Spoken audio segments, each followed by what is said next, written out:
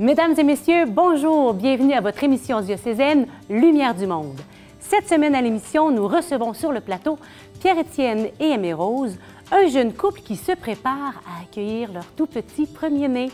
Aussi, dans sa chronique « Le bonheur, c'est les autres », Amélie nous parle de bienveillance. Et saviez-vous que Le Seigneur des Anneaux est une œuvre essentiellement catholique? C'est ce que nous découvrirons dans le reportage. Bonne émission à chacun!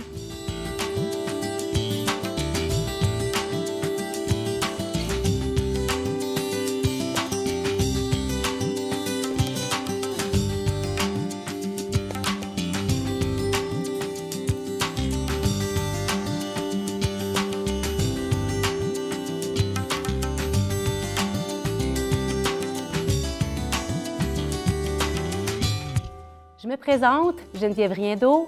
D'une Geneviève à l'autre, nous l'avons appris la semaine dernière, Geneviève Côté ne pourra malheureusement pas continuer à animer l'émission Lumière du Monde. Cependant, nous lui souhaitons tout le bonheur et le succès dans ses projets présents et futurs. Bien sûr, son regard pétillant, son sourire chaleureux vont nous manquer, donc on la garde dans nos cœurs et surtout qu'elle poursuivra sa collaboration avec ECDQ.tv et qu'on aura l'occasion de la revoir de temps en temps pour notre plus grand bonheur. Comme annoncé en début d'émission, nous recevons sur le plateau Pierre-Étienne et Aimée Rose, un jeune couple qui ont redécouvert leur foi à travers leur préparation au mariage. Pierre-Étienne, Aimée Rose, bienvenue. Merci. Merci, bonjour. Alors, vous avez redécouvert, pour ta part, Pierre-Étienne, découvert ta foi, Aimée Rose, à travers votre préparation au mariage. Que s'est-il passé? En fait, on avait un petit appel, si on peut dire, là, à savoir c'est quoi la vraie signification du mariage, en fait. Parce que nos familles, un peu plus la mienne, je dirais, mais Aimée Rose a été élevée dans la foi aussi, donc elle ressentait un petit peu cet appel, mais pas trop fort. Mon père nous a proposé d'aller faire une retraite d'agapé-thérapie. Tout bonnement comme ça. Donc, nous, on ne savait pas trop qu'est-ce que ça voulait dire, en fait, mais on y a été pareil, un peu à reculons au début, mais on a été accueillis, on a été vraiment plongés dans l'amour de Dieu, dans sa miséricorde, en fait, parce que c'est une retraite qui permet une guérison à partir du début de notre conception, en fait, jusqu'à où est-ce qu'on était rendu à ce moment-là. Donc, ça a été la meilleure préparation au mariage qu'on aurait pu avoir. Toute qu'une préparation, oui. Donc, puis tout ce que j'avais demandé au Seigneur dans cette préparation-là, il m'a tout répondu. D'ailleurs, entre autres, de faire plonger Aimée Rose dans cette foi-là, parce que je sentais qu'il y avait un petit écart entre moi et elle. Donc, vraiment, là, il nous a plongé les deux en couple à travers cette retraite-là. Il nous a vraiment replongé pour finaliser la préparation à notre mariage, justement. Puis, ça nous a fait, en fait, découvrir le sens profond du mariage. On a vu à quel point c'était un sacrement riche. Puis, ça nous a changé complètement notre mentalité du mariage. Notre fixation est passée de la belle réception que vous voulez avoir après à « il faut avoir une belle messe, un bon mariage ». La belle robe.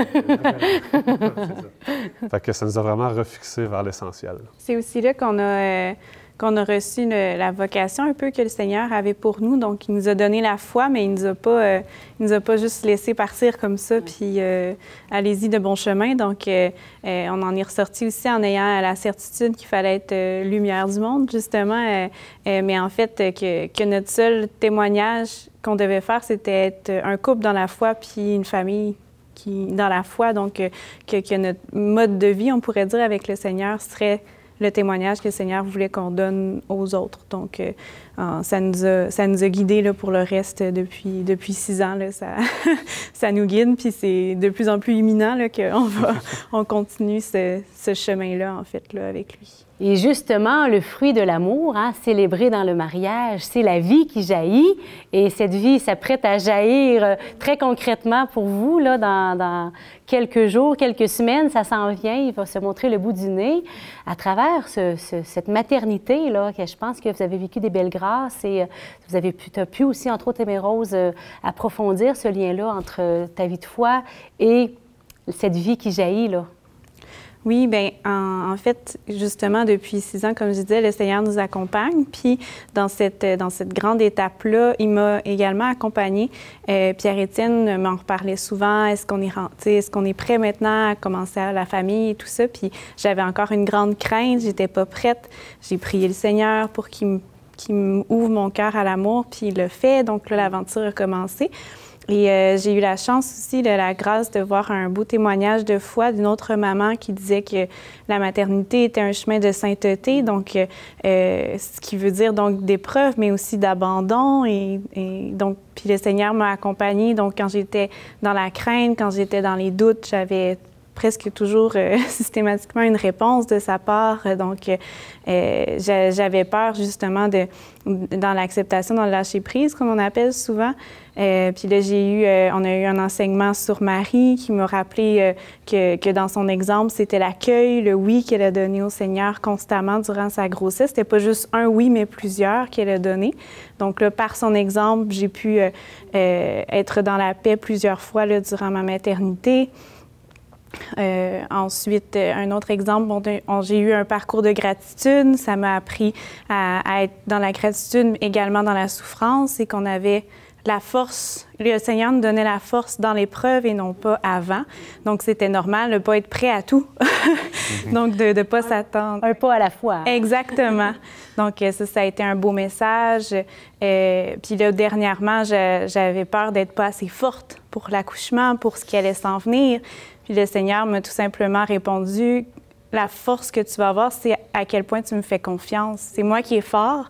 Toi, tu es toute petite, puis c'est ma force à moi, en fait, qui va te guider. Donc, c'est les clins d'œil là, que j'ai eus du Seigneur tout au long de ma maternité. Là. Donc, très, très présent toujours là, avec nous dans ce processus-là.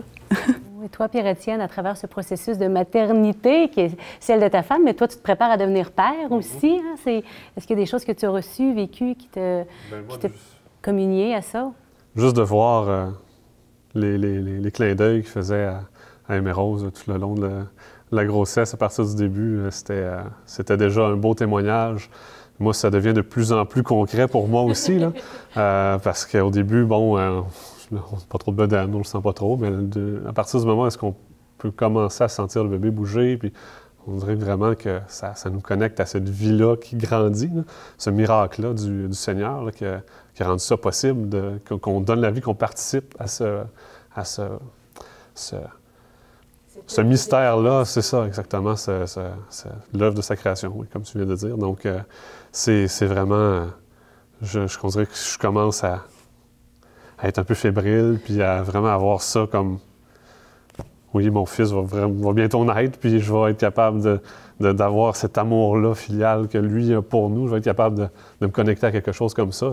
C'est des petits moments un peu qui me saisissent de temps en temps. Puis on a hâte d'y voir la petite face. Petite binette avec le visage de Dieu le Père hein, pour ton enfant, c'est beau.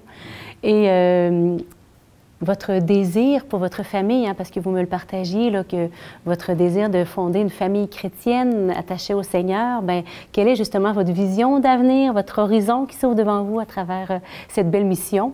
Quelle grande mission! On n'a pas le choix, c'est comme dans le contrat de mariage. Hein. Mais non, blague à part, il y a ce cliché-là de les parents qui veulent que leur enfant devienne médecin, avocat. Nous, on veut que nos enfants deviennent des saints, en fait. Puis c'est rien de moins. Donc, c'est la plus grande chose qu'on peut donner à un enfant, selon moi, c'est la foi, en fait. C'est de découvrir cet amour-là qu'on a ressenti l'un pour l'autre, puis qu'on va avoir aussi envers eux, de leur faire goûter à cet amour-là qui vient de Dieu, puis de leur faire découvrir, en fait, leur vocation, leur chemin de sainteté, puis de leur donner ces grâces-là. Puis c'est d'être un exemple, d'être lumière, en fait, là. Comme on a dit un peu plus tôt, comme Aimée-Rose a dit un peu plus tôt, notre vocation à partir de l'Agapé, c'était d'être lumière du monde, mais il faut, oui, pour le monde, mais pour nos enfants aussi en premier. Là. Fait que, voilà. Vous êtes des beaux parents lumineux de son amour, hein? De ce que je connais de vous. Vous êtes plein d'affection, de tendresse et vos enfants vont être bien accueillis, entourés. C'est merveilleux. C'est vraiment touchant ce que vous dites, votre partage, votre désir qu'ils soient des saints. Donc, ça veut dire des amis de Dieu, des amis des hommes, des femmes, voilà, des gens, des personnes rayonnantes d'amour comme vous. Devenir saint, c'est ce que vous souhaitez pour vos enfants. C'est quand même un grand programme. Eh bien, qu'est-ce que ça veut dire pour vous, être saint? Bien, en fait, être saint, c'est pas comme on pense, c'est pas être parfait, devenir saint. Devenir saint, c'est de vouloir dans ta vie suivre les chemins, en fait, du meilleur exemple de Jésus pour aller vers Dieu, pour être le plus proche possible de Dieu, puis en fait, le plus proche possible de l'amour véritable. Et de savoir que c'est ça notre projet, c'est qu'en fait, ça nous rappelle qu'on n'est pas tout seul dans ce projet-là. Notre enfant est d'abord l'enfant de Dieu, donc de parents célestes de Dieu, de Marie. Donc, il sera toujours accompagné sur ce chemin-là pour être avec le Seigneur, en fait. Et le Seigneur qui pallie à nos imperfections de parents et qui... Exactement, ça nous enlève un gros poids. Pression et qui s'enlève là tout d'un coup. Fait que ça nous donne nous-mêmes des grâces d'avoir cette confiance-là envers le Seigneur. Tout à fait. Ah, c'est merveilleux. Il y a une œuvre qui vous a marqué tous les deux depuis votre toute jeunesse, c'est Le Seigneur des Anneaux. Oui, Le Seigneur des Anneaux, on était vraiment des passionnés de cette œuvre-là quand on était même au primaire. En fait, c'est de là qu'on se connaît également. Et ce qu'on ne savait pas, c'était que le Seigneur était déjà à l'œuvre à travers cette histoire-là avec des personnages fantastiques, mais qui nous rejoignaient beaucoup. Il y a 9 mois, avant le confinement, nous avons eu l'occasion, entre amis, de regarder Le Seigneur des Anneaux et avons pris le temps d'échanger autour du film pour découvrir ensemble les aspects catholiques de l'œuvre de Tolkien. C'est ce que nous allons découvrir à l'instant. Ce soir, on accueille des amis. Une petite soirée cinéma, ça va être sympathique.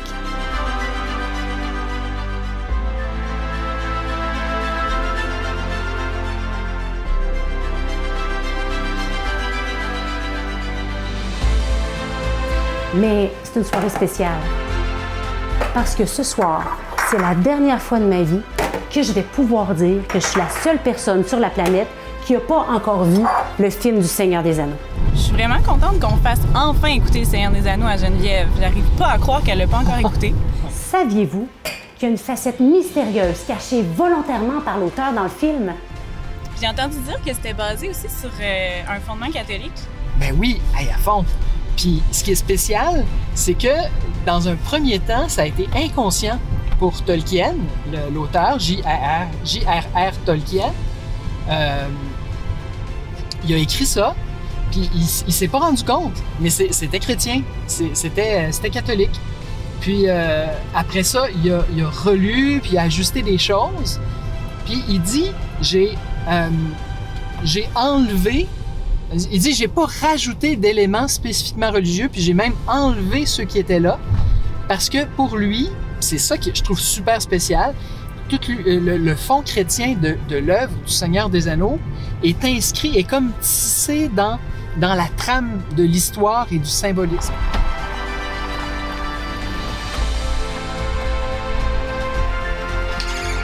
Hey, salut! Salut! Bienvenue! Merci! Ça va?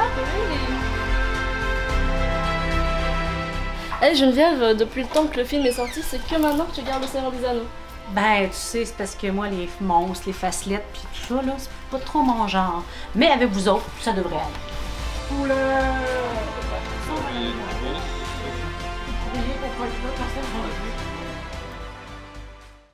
Père Alex, pourquoi tu aimes tant Le Seigneur des Anneaux? Ah! C'est une longue histoire d'amour. Mais en fait, moi, c'est 2001-2003, c'est une période où je me cherchais, puis je trouve que dans Le Seigneur des Anneaux, il y a vraiment les personnages découvrent tranquillement leur chemin. Entre autres, il y a Frodon, il y a même Aragorn, etc., mais qui se cherchent. Mais en fait, il y a une mission qui leur tombe dessus un peu malgré eux. Mais je trouve que c'est un film qui me fait vivre toutes sortes de passions aussi. Toutes les passions humaines, les personnages sont réels. Tu sens qu'ils sont impliqués dans le bien et en même temps qu'ils sont pas parfaits, sont encore pris plus ou moins dans les peurs ou les tentations. Et donc c'est un film, je trouve, qui est très révélateur du cœur humain, dans ses grandes aspirations et en même temps dans ses faiblesses.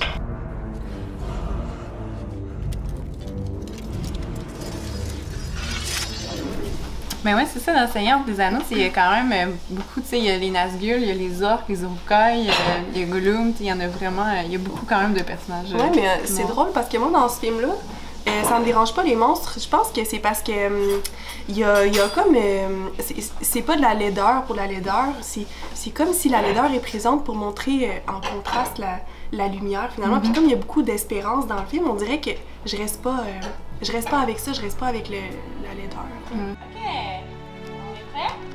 Maintenant que ça se passe. Geneviève, t'as pas le droit de t'en aller. C'est bon. Car aucun de ceux qui vivent aujourd'hui ne s'en souvient.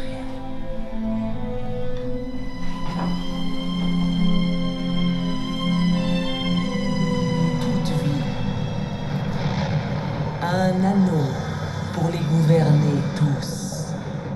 L'une après l'autre, les contrées libres de la terre du milieu tombèrent sous l'emprise de l'anneau. Mais il en fut certaines qui résistèrent. L'ultime alliance des hommes. C'était un hobbit, lui, le magicien? Non, le hobbit, c'est le petit. Ouais. Le magicien, c'est comme un ange, si on veut, qui a pris une forme humaine.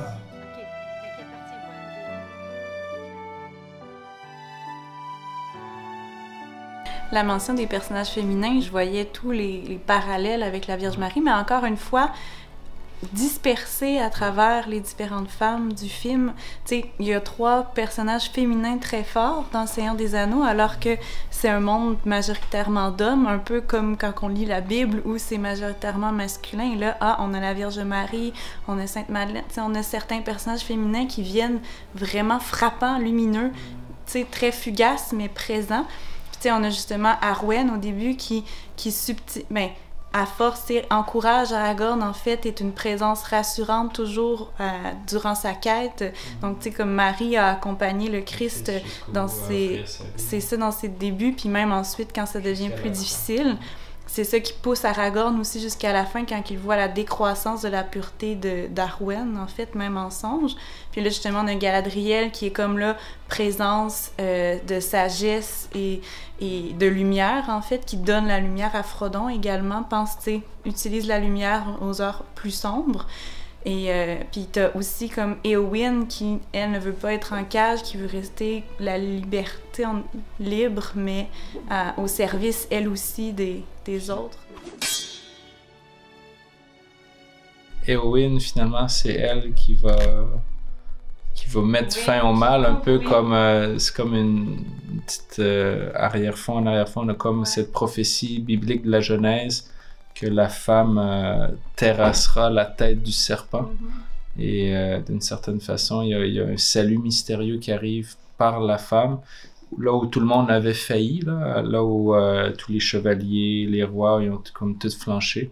Mais finalement, c'est la tête... en fait, Sauron va être anéanti par cette femme, Éowyn, à son courage aussi. C'est souvent par les plus petits, par l'humilité des personnages que les choses vont avancer. C'est Frodon qui est le plus petit, qu'on s'entendrait pas à ce que ce soit lui. Parce que, il n'a pas l'air d'un guerrier, il n'a pas l'air d'un héros, il n'a pas l'air de... Mais c'est lui qui va être capable de, par son humilité, par sa petite personne, par sa faiblesse, en fait, pouvoir combattre un peu ce pouvoir de l'anneau-là qui fait que personne d'autre est capable de faire, en fait. Puis, ça nous rejoint aussi dans le sens où Dieu veut miser sur les petites personnes pour faire cheminer son Église. Puis, fait que dans le film, ça passe presque uniquement par les petites personnes puis des actes d'humilité comme ça. Par Frodon, par Pipin qui va faire certains actes puis qui va réussir à entraîner notamment les Ents, Merry et Pipin, à aller à se combattre, parce que les Ents ils veulent pas trop au début, puis à combattre en fait le mal, puis à prendre part à la bataille. C'est par eux que ça va passer.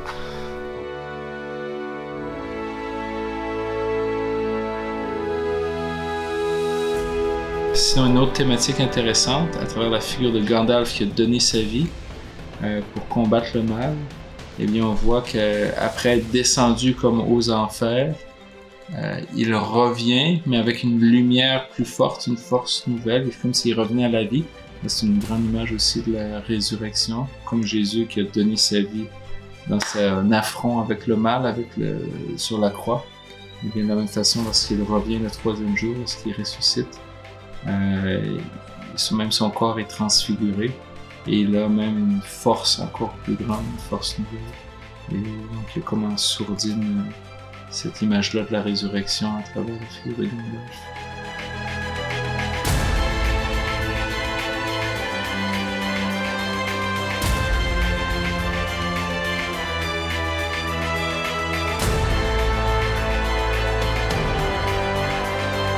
C'est le propre souvent d'un grand roman chrétien que la figure du Christ n'est pas identifiée à un seul personnage ou à un seul trait. La représentation de Jésus est fragmentée en plusieurs images. Puis on peut voir le Christ prêtre, prophète et roi à travers 3 personnages. Frodon qui est prêtre, qui s'offre lui-même en sacrifice. Aragorn qui est roi. Puis Gandalf qui est prophète, qui annonce le chemin, qui annonce la parole, puis qui ouvre la voie.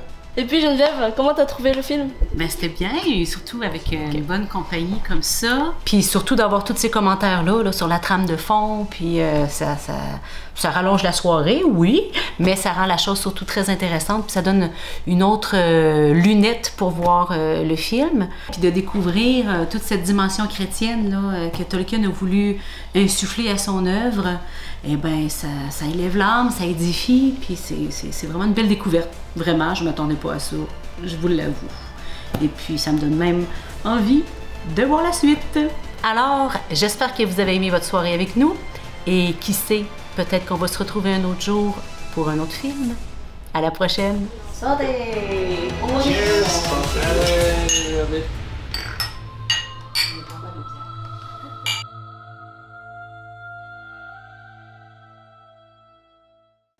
Merci à Pierre-Étienne et Mérose de leur participation. On leur souhaite bonne chance pour l'accouchement. Maintenant, nous accueillons Amélie pour sa chronique « Le bonheur, c'est les autres ».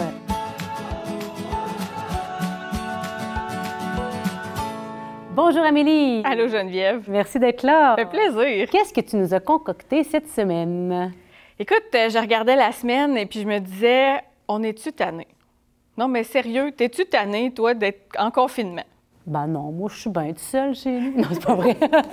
J'ai hâte de voir mon monde, j'avoue. Je discutais avec des amis, puis l'annonce là, que ça se poursuivait, là, les gens me disaient « Ah, il me semble que je trouve ça pas évident. » Puis là, je me disais « Ma chronique, c'est le bonheur, c'est les autres. » Puis je suis toute seule chez nous, je les vois pas bien, les autres. Les autres sont où? On s'ennuie des soupers avec la famille élargie. On s'ennuie de faire des câlins aux gens qu'on aime. On s'ennuie de rire des anecdotes de la fin de semaine au bureau. Il me semble que ça nous manque, hein, ces affaires-là. Arrête, tu vas me faire pleurer. Fait qu'on est fait pour la fraternité, pour être frères et sœurs, pour être heureux ensemble. Puis même, d'ailleurs, les maisonnées là, qui ont été promues au début de l'année pastorale, c'est un peu cette idée-là de se dire, bien, on aimait ça, nous autres, les perrons d'église, puis jaser, puis ces affaires-là, puis d'avoir du plaisir ensemble. Fait qu'on peut-tu trouver autrement en attendant pour pas perdre ça, parce que ça fait partie des choses qu'on aime puis qu'on apprécie dans la vie. Fait que là, je pensais à mes affaires, puis là, je me disais, c'est pas évident, là, tu sais, le bonheur, c'est les autres quand tu vois personne. Faut-tu que je change ma chronique? Non? Alors, je me suis dit, il me semble que ça pourrait être le bonheur, c'est dans la bienveillance envers les autres. C'est ce que j'avais le goût je me suis dit ça à moi-même, mais je le lance aussi, là, pour tout le monde dans le prochain mois. Est-ce que le bonheur pourrait être dans la bienveillance envers les autres? Puis, sais-tu où j'ai pogné ça? Tu vas me le dire, je le vois à côté de toi, je passe. C'est ça, Fratelli Tutti! Voilà, la nouvelle encyclique du pape François là, qui est sortie, ça doit faire à peu près 2 ou 3 semaines, là, sur la fraternité puis l'amitié sociale. On y retrouve plein de thèmes qui sont chers au pape François, le souci des autres, la justice envers le plus petit, la tendresse. Le pape François, ça fait quelques écrits qui nous parlent de tendresse, de la bienveillance.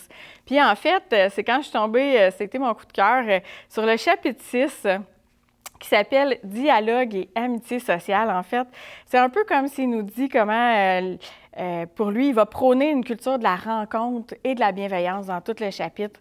Fait que brièvement, j'ai comme sorti 2 petites perles que j'avais le goût de partager parce que moi, ça m'a donné du souffle. On va l'ouvrir à la bonne page. Le pape nous dit comment la bienveillance est une libération de la cruauté qui caractérise parfois les relations humaines. Tu sais, ça arrive qu'on est blessé puis c'est difficile, mais la bienveillance vient nous libérer de ça. Tu sais, je trouvais ça beau. Puis quand on est plus fatigué, des fois on est plus irritable, hein, tu sais, ces temps-ci, quand on dit qu'on est tanné, là, des fois ça sort de notre bouche, ces affaires-là. Hein? Ça sort dans nos écrits qui passent sur Facebook, les réseaux sociaux et compagnie. Aussi. Exactement, c'est ça. Ça construit rien de bon, tu sais. Fait que, il va nous dire aussi que la bienveillance libère de l'anxiété qui nous empêche de penser aux autres. Je me disais, c'est tellement actuel, on voit ça, hein, les annonces concernant la santé mentale, les gens qui ont de l'anxiété, des symptômes dépressifs, des choses comme ça, c'est vraiment, on en parle beaucoup. Et puis, il va aussi parler que la bienveillance libère de l'empressement distrait qui ignore que les autres aussi ont le droit d'être heureux. Puis, c'est le bonheur, c'est les autres. C'est là. Fait que c'est vraiment comment la bienveillance, c'est une... comment je dirais ça? Ça prend ça pour un bon dialogue dans nos relations, puis tout ça, tu sais, pour avoir des relations harmonieuses. Puis l'autre phrase, coup de cœur, vraiment, puis je me disais là-dessus, je vais même lancer un petit défi à toi puis à tout le monde qui nous regarde. Okay. Écoute ça, je trouve ça magnifique. Il est cependant possible de choisir de cultiver la bienveillance. Certaines personnes le font et deviennent des étoiles dans l'obscurité. Alors, je lisais ça puis je me disais, votre mission, si vous l'acceptez, et je me le dis à moi-même, ma mission, si je l'accepte pour les prochains jours, les prochaines semaines, c'est de me dire, est-ce que j'ai la force puis le désir de continuer à cultiver la bienveillance dans mes relations, même si elles sont souvent virtuelles, puis pour que vraiment, avec cette grâce que le Seigneur nous donne de cultiver ça, bien qu'on puisse être des étoiles dans notre monde comme chrétiens, comme chrétiennes. Voilà. C'est beau que tu termines avec ça parce que c'est ce que je me disais tout au long que tu parlais, la bienveillance, c'est tout d'abord une disposition du cœur et de l'esprit. Donc, j'ai pas besoin d'être avec les autres pour la cultiver. Puis donc, déjà, en ayant ces pensées, cet esprit bienveillant, ce cœur bienveillant pour les autres, quand je les rencontre, enfin, que ce soit à l'écran, que ce soit en vrai, eh bien, c'est ça qui est déjà porté dans mon amitié envers l'autre. Merci, Amélie. Ça fait plaisir, Geneviève. Bonne mission. Merci, toi aussi. Un grand merci à Amélie et surtout, bonne mission à chacun et à chacune. J'espère que vous avez apprécié cette émission. Nous nous retrouvons la semaine prochaine où nous aurons la grande joie d'accueillir ici même Marie Chrétien, la directrice du service de pastoral du diocèse de Québec. Et nous accueillerons aussi Monseigneur Martin Laliberté. Bonne semaine à vous.